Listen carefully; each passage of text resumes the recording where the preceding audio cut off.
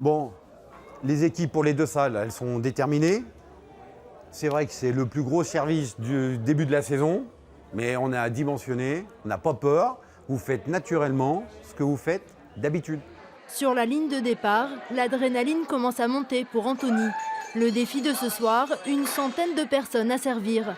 Timide, hésitant, chaque jour il dépasse ses limites et se lance. Je vais vous annoncer le menu de ce soir. En entrée, le chef vous propose une assiette de charcuterie des pays.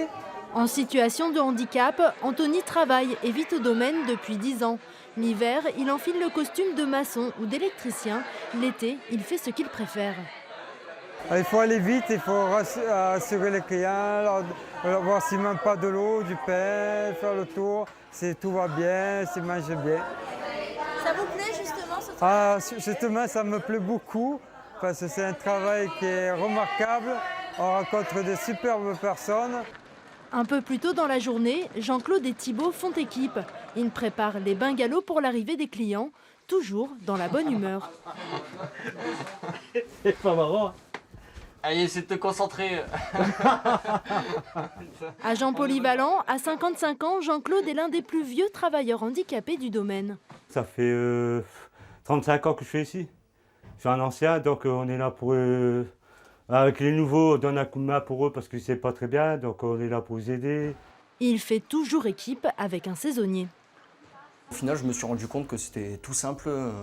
Ils se posent pas on leur dit quelque chose, ils le font. Puis voilà, quand on travaille avec la bonne humeur, tout se passe bien, quoi.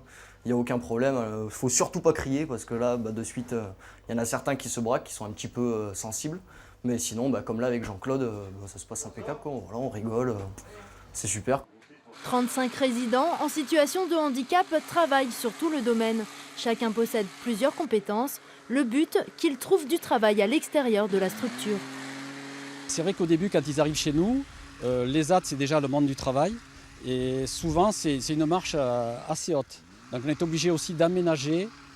Au départ, quand ils démarrent dans les ESAT, il faut aménager un petit peu le temps de travail pour pouvoir les accompagner. Créé en 1978 par des éducateurs, le domaine du Cros-d'Ozon est unique en France.